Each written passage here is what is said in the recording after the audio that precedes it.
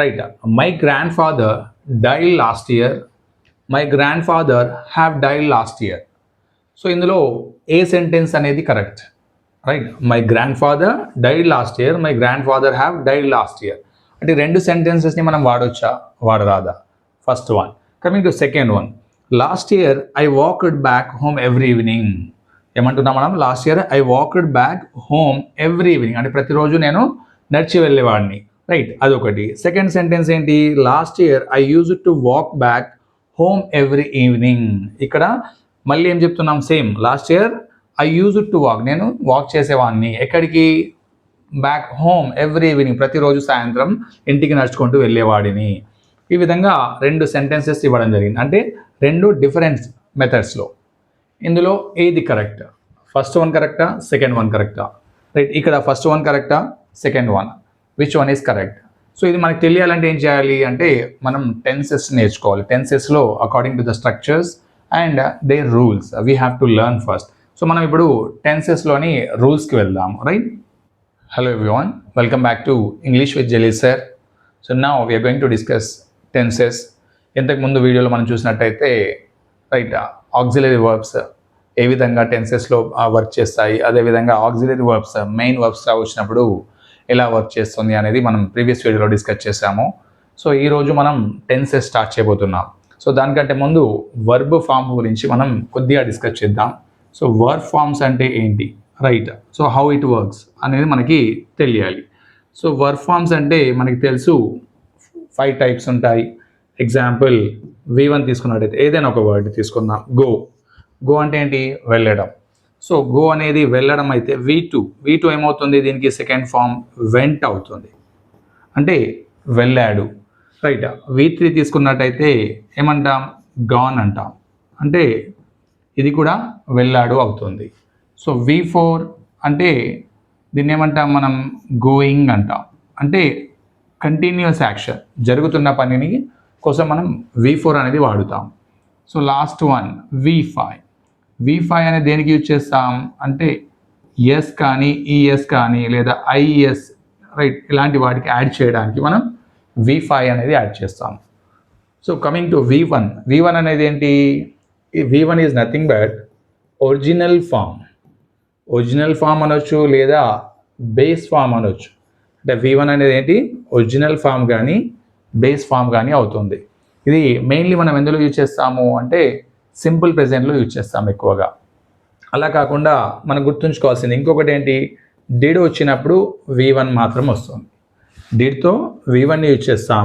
దాంతోపాటు ఇందులో simple ప్రెజెంట్లో, right, మెయిన్గా simple present and simple future most of the time వస్తుంది. సో V2 అనేది ఎందులో వస్తుంది అంటే సింపుల్ పాస్ట్లో వస్తుంది. ఎందులో వస్తుంది? సింపుల్ పాస్ట్, అంటే గతంలో జరిగిన పని ఏదైతే ఉంటుందో దాన్ని తెలపడానికి మనం V2 అనేది వాడుతాము. సో మోస్ట్లీ ఎక్కడ వస్తుంది మనకు? ఓన్లీ సింపుల్ పాస్ట్లోనే వస్తుంది. సో కమింగ్ టు V3 అనేది ఎక్కడ వస్తుంది? ఇది మనం గుర్తుంచుకోవాల్సిన అంశం ఏంటంటే పర్ఫెక్ట్లో వస్తుంది. అది ప్రెజెంట్ పర్ఫెక్ట్ కావచ్చు, పాస్ట్ పర్ఫెక్ట్ కావచ్చు, లేదా ఫ్యూచర్ పర్ఫెక్ట్ కావచ్చు. సో పర్ఫెక్ట్లో ఓన్లీ V3 అనేది వాడుతాము. సో అలా కాకుండా ఇంకోటి ఏంటి? ప్యాసివ్ ఫామ్లో, యాక్టివ్ వాయిస్ ప్యాసివ్ వాయిస్ తీసుకున్నట్టయితే ఆ ప్యాసివ్ ఫామ్లో కూడా మనం V3నే వాడుతాము. దీనికి వేరే పేర్లు కూడా ఉన్నాయి. V3ని మనం ఏమంటాము? పాస్ట్ పార్టిసిపుల్ కూడా అనొచ్చు. ఏమనొచ్చు? పాస్ట్ పార్టిసిపుల్ అనొచ్చు. దాంతోపాటు దీనికి వచ్చే యాక్షన్ వర్బ్స్, హెల్పింగ్ వర్బ్స్ ఏవి వస్తాయి గుర్తుంచుకోండి. ఎప్పుడైనా కూడా హ్యావ్ కానీ లేదా హ్యాస్ కానీ లేదా హ్యాడ్, రైట్, దానితో పాటు మనం V3ని వాడుతాం. Have gone, has gone, had gone. Has అనేది ప్రెజెంట్లో వస్తే హ్యాడ్ అనేది ఎందులో వస్తుంది? పాస్ట్లో వస్తుంది. అండ్ ఇంకా హ్యావ్ అనేది ఫ్యూచర్లో కూడా వస్తుంది. అంటే పర్ఫెక్ట్ కానీ ప్యాసివ్ ఫామ్లో కానీ మనం V3 అనేది వాడుతాం. దీనికి ఉన్న అనదర్ నేమ్ ఏంటి? పాస్ట్ పార్టిసిపల్ అంటాం. ఏమంటాము? Past participle. Coming to V4. So V4 ఏంటి అంటే కంటిన్యూస్. V4ని మనం ఇంకో పేరు ఏమనొచ్చు? V1 ప్లస్ ఇంగ్ ఫామ్ అనొచ్చు, లేదా ప్రెజెంట్ పార్టిసిపుల్ కూడా అనొచ్చు. ఏమనొచ్చు? Present participle. ఇది ఎందులో వాడుతాము అంటే అన్ని కంటిన్యూస్లలో, ప్రెజెంట్ కంటిన్యూస్ కానీ, పాస్ట్ కంటిన్యూస్ కానీ, ఫ్యూచర్ కంటిన్యూస్ కానీ. సో దాంతోపాటు మళ్ళీ perfect continuous, past perfect continuous, present perfect continuous, future perfect continuous. అంటే కంటిన్యూస్ ఫామ్ ఏదైతే ఉంటుందో ప్రతి దాంట్లో ఈ V4 అనేది వస్తుంది, అది గుర్తుపెట్టుకోవాలి. V5 అనేది ఓన్లీ మనకి ఎందులో వస్తుంది అంటే సింపుల్ ప్రెజెంట్లో వస్తుంది. సింపుల్ ప్రెజెంట్లో వస్తుంది. ఎక్కడ వస్తుంది? Simple present. మరి ఇది కూడా V1 కూడా సింపుల్ ప్రెజెంట్లో వస్తుంది కదా. మరి V5 ఎలా వస్తుంది అంటే అన్ని వర్బ్స్కి అన్ని ప్రొనౌన్స్కి ఇది రాదు. Only he, she, it. He, she, it అంటే థర్డ్ పర్సన్ సింగులర్ ప్రొనౌన్స్ ఏవైతే ఉన్నాయో దానికి మాత్రమే మనము V5ని వాడుతాము. V5 ఏంటి? V1 plus S, ES, is అని చెప్పొచ్చు మనం, అలా కూడా వాడవచ్చు. రైట్. ఈ విధంగా 5 వర్బ్ ఫామ్స్ ఉన్నాయి. V1, V2, V3, V4, V5. మళ్ళీ ఒకసారి డిస్కస్ చేద్దాం, రివిజన్ చేద్దాం. V1 ఏంటి? ఒరిజినల్ ఫామ్ లేదా బేస్ ఫామ్ అనొచ్చు. సో బేస్ ఫామ్గా మనం ఏం తీసుకున్నాం? గో అంటే ఏంటి? వెళ్ళడం. గో అంటే ఏంటి? వెళ్ళడం. సో వెంట్ అంటే V2 పాస్ట్ ఫామ్, జరిగిపోయిన పని. సో దాన్ని మనం ఏమంటాం? వెళ్ళాడు అంటాం. ఏమంటాం? వెళ్ళాడు. సో గాన్ అన్నా కూడా సేమ్ మీనింగ్ వస్తుంది, వెళ్ళాడు వస్తుంది. బట్ ఇది ఎందులో వాడతాం? V3 అనేది అంటే పర్ఫెక్ట్లో, పాస్ట్ పర్ఫెక్ట్లో కానీ, ప్రెజెంట్ పర్ఫెక్ట్లో కానీ, ఫ్యూచర్ పర్ఫెక్ట్లో కానీ. అలా కాకుండా ప్యాసివ్ ఫామ్ అంటే యాక్టివ్ వాయిస్ నుంచి ప్యాసివ్ ఫామ్లోకి చేంజ్ చేస్తున్నప్పుడు ప్రతి ప్యాసివ్ వాయిస్ సెంటెన్స్ అనేది వర్బ్ ఫామ్ V3లోనే ఉంటుంది, అది గుర్తుపెట్టుకోండి. అది మనం active and passive voice discuss చేస్తున్నప్పుడు తెలుస్తుంది. అలా కాకుండా దీనికి వచ్చే హెల్పింగ్ వర్బ్స్ ఏంటి? హ్యావ్ కానీ, హ్యాస్ కానీ. మళ్ళీ మనకు కన్ఫ్యూజన్ ఉంటుంది. హ్యావ్ ఎప్పుడు వస్తుంది? హ్యాస్ ఎప్పుడు వస్తుంది? హ్యాస్ అనేది హీ, షీ, ఇట్లకు మాత్రమే హ్యాస్ వస్తుంది. హీ, షీ, ఇట్లకు మాత్రమే హ్యాస్ వస్తుంది. అలా కాకుండా ఏదైనా నేమ్ తీసుకున్నా, సింగులర్ నేమ్ అంటే నౌన్, సింగులర్ నౌన్ తీసుకున్నా కూడా హ్యాస్ వస్తుంది. హ్యావ్ అనేది దేనికి వాడతాం మనం అంటే ప్లూరల్కి వాడతాం. దేనికి వాడతాం? ప్లూరల్, బహువచనానికి వాడుతాము. రైట్. కమింగ్ టు హ్యాడ్ అనేది ఏంటి? పాస్ట్ పర్ఫెక్ట్లో వాడుతాము. రైట్. సో దీనికి ఉన్న ఇంకో పేరు ఏంటి అంటే పాస్ట్ పార్టిసిపల్ అంటాం. ఏమంటాము? Past participle. So coming to V4 ఏంటి అంటే దీనికి ఉన్న ఇంకో నేమ్ ఏంటి? ప్రెజెంట్ పార్టిసిపల్ అంటాం, లేదా V1 ప్లస్ ఇంగ్ ఫామ్ అంటాం. ఇది అన్ని కంటిన్యూస్లో వాడతాం. అన్ని కంటిన్యూస్లు అంటే నార్మల్గా 6 కంటిన్యూస్లు ఉన్నాయి. Past continuous, present continuous, future continuous. అలా కాకుండా present perfect continuous, past perfect continuous, future perfect continuous అన్నిట్లో కూడా మనం V4 మాత్రమే వాడతాము. V5 అనేది ఎక్కడ వాడతాము అంటే సింపుల్ ప్రెజెంట్లో ఓన్లీ హీ, షీ, ఇట్లతో వాడతాము. అలా కాకుండా నేమ్, సింగులర్ నౌన్ అంటే థర్డ్ పర్సన్ నేమ్ వచ్చినప్పుడు కూడా మనము రైట్ గోకి ఏం యాడ్ చేస్తాం ఇక్కడ? ఎస్ కానీ, ఈఎస్ కానీ. అలా కాకుండా ఇప్పుడు మనం వాచ్ అన్నాం అనుకోండి, రైట్ వాచ్ కాదు, రైట్ అన్నాం అనుకోండి, అప్పుడు ఏమవుతుంది? దీనికి V5లో హీ రైట్స్ అంటాం, అంటే అక్కడ ఎస్ లెటర్ యాడ్ చేయడం జరిగింది, హీ రైట్స్ అనొచ్చు. రైట్. ఈ విధంగా వర్బ్ ఫామ్స్ అనేవి వాడుతాం. సో మనం మెయిన్గా ఇప్పుడు డిస్కస్ చేయబోయేది ఏంటి? Past tense. పాస్ట్ టెన్స్లో సింపుల్ పాస్ట్తో మనం స్టార్ట్ చేస్తాం. దేంతో స్టార్ట్ చేస్తాం? Simple past. సింపుల్ పాస్ట్లో మనకి ఏ స్ట్రక్చర్ ఉంటుందో మనం ఇప్పుడు చూద్దాం. Right. So coming to simple past. Simple పాస్ట్లో మనం సెంటెన్సెస్ రాయాలి అంటే ఏ విధంగా రాయాలి అంటే సింపుల్ పాస్ట్ అంటే ఏంటి? The action which is completed. గతంలో జరిగిన పనిని మనము సింపుల్ పాస్ట్లో తెలుపుతాము. రైట్. First one. సెకండ్ వన్ ఏంటి? సింపుల్ పాస్ట్కి కొన్ని అడ్వర్బ్ ఆఫ్ టైంని యూజ్ చేస్తాం. అడ్వర్బ్ ఆఫ్ టైం అంటే ఏ విధంగా? Example last year. ఏంటి? లాస్ట్ ఇయర్, లాస్ట్ మంత్, లేదా yesterday, day before yesterday, last week. ఈ విధంగా మనం అడ్వర్బ్ ఆఫ్ టైంని యూజ్ చేస్తాం. రైట్. ఈ టైంతో మెన్షన్ చేసినప్పుడు మనకి ఎగ్జాంపుల్ ఏంటి? సింపుల్ పాస్ట్లోనే సెంటెన్స్ని వాడాలి. సో దీని స్ట్రక్చర్ చూసినట్టయితే సెంటెన్స్ స్ట్రక్చర్ ఏముంటుంది నార్మల్గా అంటే subject plus V2 plus object అనేది రావాలి. ఏం రావాలి? Subject plus V2 plus object. So మనకి ఇందులో సబ్జెక్ట్ ఏంటి? ఏదైనా తీసుకుందాం. V2 ఏం రావాలి? వెంట్ రావాలి. I went to right market అన్నాం అనుకోండి. ఏమంటున్నాను? I went to market. నేను ఎక్కడికి వెళ్ళాను? మార్కెట్కి వెళ్ళాను. అంటే గతంలో జరిగిన సంఘటన. సో ఇక్కడ మనకి ఐ వెంట్ టు మార్కెట్ అనే దానికి అడ్వర్బ్ ఆఫ్ టైం ఇవ్వలేదు కాబట్టి మనం టైంని మెన్షన్ చేసుకుందాం. ఐ వెంట్ టు మార్కెట్ ఎప్పుడు, ఎస్టర్డే అన్నాను. ఏమన్నాను? Yesterday. I went to market yesterday. So ఇప్పుడు మనకి అడ్వర్బ్ ఆఫ్ టైం వచ్చింది కాబట్టి ఈ సెంటెన్స్ అనేది ఎందులో ఉండాలి? సింపుల్ పాస్ట్లోనే ఉండాలి, రైట్? సో సబ్జెక్ట్ ఏమి ఇచ్చాము ఇక్కడ? ఐ తీసుకున్నట్టయితే వెంట్ అనేది ఎందులో ఉంది? గతంలో జరిగిన సంఘటన కాబట్టి వర్బ్ యొక్క సెకండ్ ఫామ్ని తీసుకున్నాం. టు మార్కెట్ ఎస్టర్డే అనేది ఇదంతా ఏమవుతుంది? ఆబ్జెక్ట్ అవుతుంది. సో ఇప్పుడు ఈ విధంగా సెంటెన్స్ స్ట్రక్చర్ అనేది సింపుల్ పాస్ట్లో వాడుతాము. దీన్ని ఒకవేళ మనం ఇంట్రాగేటివ్గా మార్చాలి అనుకుంటే, సో ఇంట్రాగేటివ్ ఏం యూజ్ చేస్తాం? ఇందులో హెల్పింగ్ వర్బ్ అనేది ఒకటి మాత్రమే ఉంటుంది, ఆక్సిలరీ. ఏది? డిడ్. దీన్ని వాడుతాము, డిడ్ని వాడుతాం. సో డిడ్ వాడాలి అనుకుంటే ఏముంటుంది దీని స్ట్రక్చర్? ఫస్ట్ ఆక్సిలరీని వాడాలి మనం. దీన్ని వాడాలి, auxiliary. Did I. So did వచ్చినప్పుడు ఎప్పుడైనా కూడా వర్బ్ 1 మాత్రమే రావాలి. ఇక్కడ కన్ఫ్యూజ్ కావద్దు. మనం సెంటెన్స్ కరెక్షన్ కానీ, రైట్, స్పాటింగ్ ద ఎర్రర్ అని అందులో సెంటెన్స్లో ఏం చేస్తాడంటే డిడ్తో V2 ఇస్తాడు. V2 ఇచ్చి ఫైండ్ అవుట్ చేయమంటాడు. అలాంటప్పుడు ఏమవుతుంది? సెంటెన్స్ అనేది మనం V2 ఉంది కదా, according to the structure V2 రావాలి అని చెప్పేసి పెట్టేస్తాం. అది రాంగ్ అవుతుంది. So did I go to market, did I go to market yesterday? So we have to end with question mark. So ఈ విధంగా అంటే ఆక్సిలరీ అనేది ముందు రావాలి ఇందులో. ఆ తర్వాత సబ్జెక్ట్, మళ్ళీ V1. ఇక్కడ V2 తీసుకున్నాం కదా అని చెప్పేసి మళ్ళీ ఇక్కడ V2 తీసుకోకూడదు, V1 మాత్రమే రావాలి. Did I go to market yesterday, right? దీన్ని ఏమంటాం మనం? ఇంటరాగేటివ్ సెంటెన్స్ అంటాం. ఇది పాజిటివ్ సెంటెన్స్ అయితే ఇది ఇంట్రాగేటివ్ సెంటెన్స్. ఈ విధంగా మనం స్ట్రక్చర్ అనేది యూజ్ చేస్తాం. సో మనం ఎగ్జాంపుల్స్ అంటే దీని యొక్క యూసేజ్ అనేది ఏ విధంగా ఉంటుందో మనం ఇప్పుడు చూద్దాం. సో సింపుల్ పాస్ట్ టెన్స్ యొక్క usage of the simple past tense అంటున్నారు. ఫస్ట్ ఏంటి? To denote an action or event that occurred in the past. అంటే యాక్షన్ ఏదైతే పాస్ట్లో గతంలో జరిగి ఉంటుందో దాన్ని తెలపడానికి మాత్రమే మనం సింపుల్ పాస్ట్ని యూజ్ చేస్తాం. సో ఎగ్జాంపుల్ ఏం తీసుకున్నాం? My grandfather died last year. ఏం చేశారు ఇక్కడ? My grandfather. Subject died. Died ఏముంటుంది ఇక్కడ? V2. అంటే మనం గుర్తుంచుకోవాల్సిన అంశం ఏంటి? V2 అనేది ఓన్లీ సింపుల్ పాస్ట్లోనే వస్తుంది, గుర్తుపెట్టుకోండి. ఎప్పుడు చనిపోయాడు? Last year.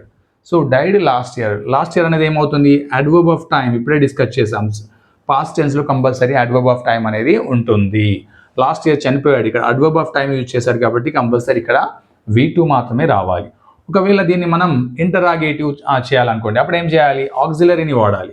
మరి ఇందులో ఏదైనా ఆక్సిలరీ ఉందా అంటే లేదు. ఆక్సిలరీ మనం ఏం డిస్కస్ చేసాము? డిడ్ అనే ఆక్సిలరీని యూజ్ చేయాలి, రైట్? ఏం యూజ్ చేయాలి? డిడ్ అనే auxiliary. Did my grandfather, right? Did my grand father.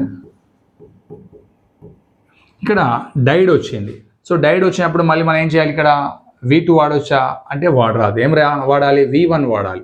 Did my grandfather die yesterday, right? ఈ విధంగా మన సెంటెన్స్ని పాజిటివ్ నుంచి ఇంట్రాగేటివ్లోకి మారుస్తాం. సో సెకండ్ తీసుకున్నట్టయితే ఇండియా బికేమ్ ఇండిపెండెన్స్ ఇన్ 1947. ఇక్కడ ఏమి ఇచ్చాడు? ఇండియా అనేది సబ్జెక్ట్ అయితే బికేమ్ అనేది ఏమవుతుంది? V2. సో ఇండిపెండెంట్ ఇన్ 1947 ఇదంతా ఆబ్జెక్ట్ అవుతుంది, రైట్?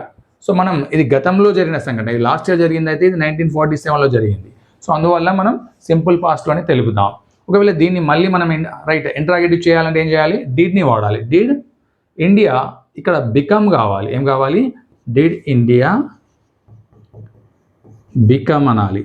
డిడ్ ఇండియా బికమ్ అంటే ఎందుకు అంటే V1 రావాలి. Independent in 1947. ఈ విధంగా సింపుల్ పాస్ట్లో తెలపడానికి మనం రైట్ సింపుల్ పాస్ట్లో అంటే అడ్వర్బ్ ఆఫ్ టైం ఇచ్చినప్పుడు సింపుల్ పాస్ట్లో తెలుపుతాం.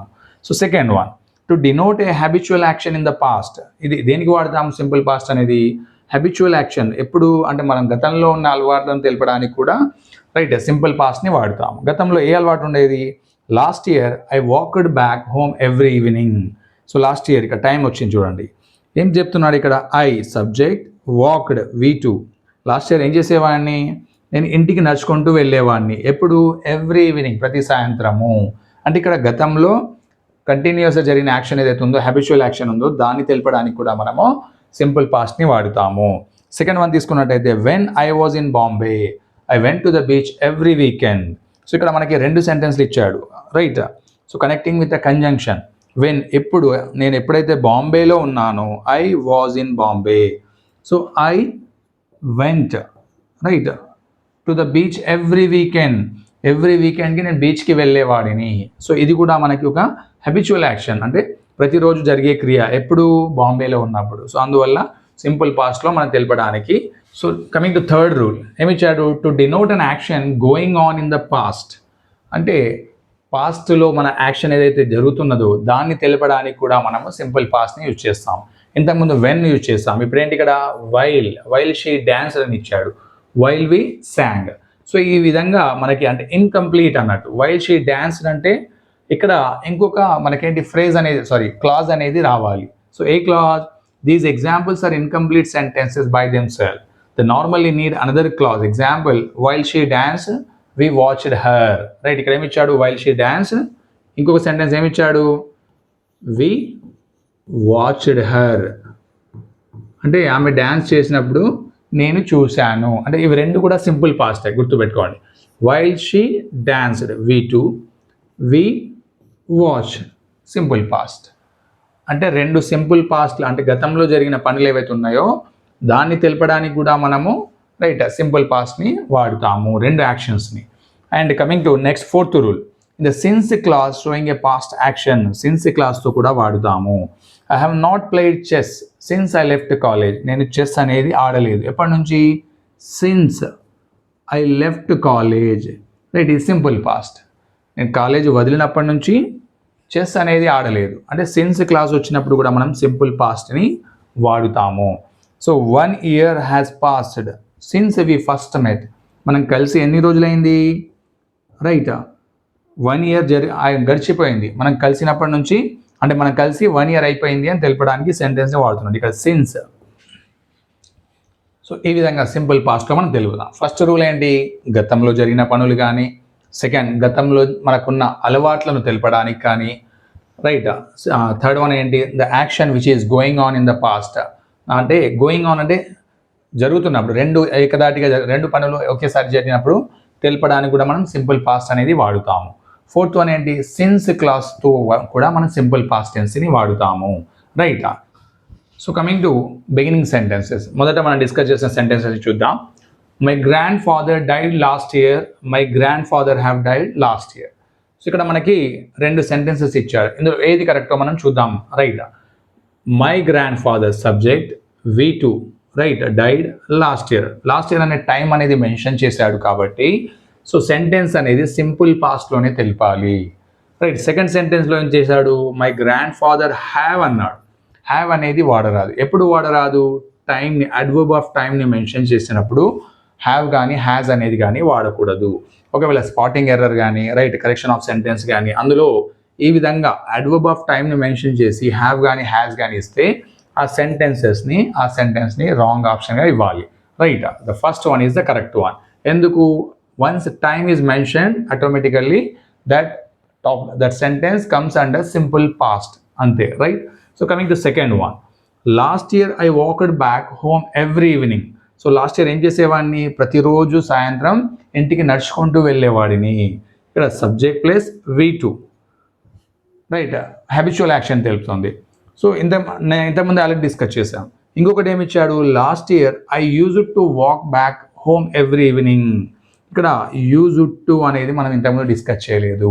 బట్ యూజ్డ్ టు అనేది దేనికి వాడుతాము అంటూ, గతంలో మనకు ఉండే అలవాట్లను తెలపడానికి, రైట్, గతంలో ఉండే అలవాట్లను తెలపడానికి యూజ్డ్ టు వాడుతాం. సో ఇక్కడ ఈ రెండు సెంటెన్సెస్ కూడా కరెక్టే.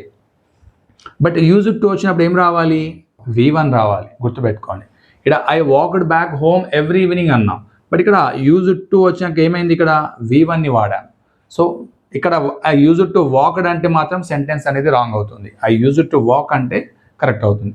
Last year I used to read more books అంటే దాని అర్థమైంది, లాస్ట్ ఇయర్ నేను చాలా బుక్కులు చదివేవాడిని, బట్ ఇప్పుడు చదువుతున్నానా అంటే చదవట్లేదు. అంటే గతంలో జరిగిన హ్యాబిట్ని ఇప్పుడు తెలుపుతున్నాను, రైట్. ఆ విధంగా యూజ్డ్ టు తర్వాత ఏం రావాలి, V1 మాత్రమే రావాలి. I used to write walk కానీ, I used to write, I used to watch, right. ఆ విధంగా V1 మాత్రమే వాడాలి. లేదంటే ఈ విధంగా సబ్జెక్ట్ ప్లస్ V2తో అడ్వర్బ్ ఆఫ్ టైంని మెన్షన్ చేస్తూ మన హ్యాబిచువల్ యాక్షన్ని తెలిపొచ్చు. Right, this is about simple past.